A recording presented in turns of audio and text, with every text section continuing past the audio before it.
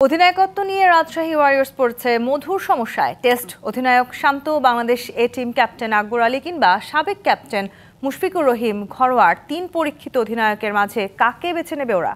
এই মধুর সমস্যা ছাড়াও পাকিস্তান শ্রীলঙ্কার বিদেশি ক্রিকেটারদের পুরো বিপিএল সিজন পাওয়া নিয়েও রয়েছে দুশ্চিন্তা। বিকল্প হিসেবে ক্রিকেটার উড়িয়ে আনা হতে পারে সুদূর সাউথ আফ্রিকা থেকে। গেল 2024-25 মৌসুমকে বলা হয় বিপিএল এর সবচেয়ে কলঙ্কিত আসর, আর সেই বিতর্কের কেন্দ্রে ছিল দুর্বার রাজশাহী। প্লেয়ারদের বকেয়া, ফিক্সিং ইস্যু, এমনকি হোটেল থেকে শুরু করে বাস ভাড়ার বিল পরিশোধ করতেও ব্যর্থ হয়েছিল আগের মালিকপক্ষ। তবে সেসব অতীত ভুলে এবার নতুন মালিকানায় নতুন রূপে মাঠে নামছে রাজশাহী ওয়ারিয়র্স। নতুন লোগো, নতুন ব্যবস্থাপনা, সব মিলিয়ে নতুন শুরুর ঘোষণা দিয়েছে তারা। দল গঠনে এবার বেশ মুনশিয়ানা দেখিয়েছে ফ্র্যাঞ্চাইজিটি।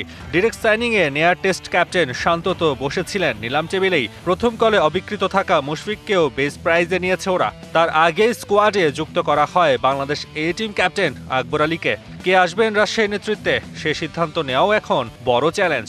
তো নতুন এবং ফিরে আসা গ্রাহকদের জন্য নগদে চলছে ক্যাশব্যাক সহ প্রতিদিন হাজারো উপহার জেতার সুযোগ। হবে আশা আর ফেরা, সারপ্রাইজ সেরা।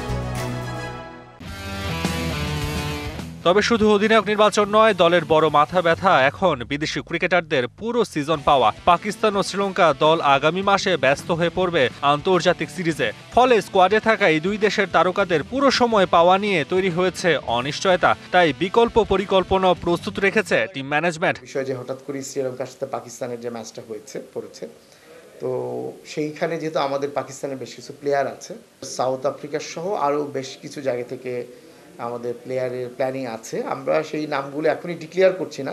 নতুন মালিকানা, নতুন পরিকল্পনা, নতুন লক্ষ্য, সব মিলে পরিবর্তনের বার্তা দিয়েছে রাজশাহী ওয়ারিয়র্স। বিদেশি ক্রিকেটার পাওয়া আর অধিনায়ক নির্বাচন, এই দুই ধাঁধার সমাধানই এখন তাদের মৌসুম শুরুর আগে সবচেয়ে বড় চ্যালেঞ্জ।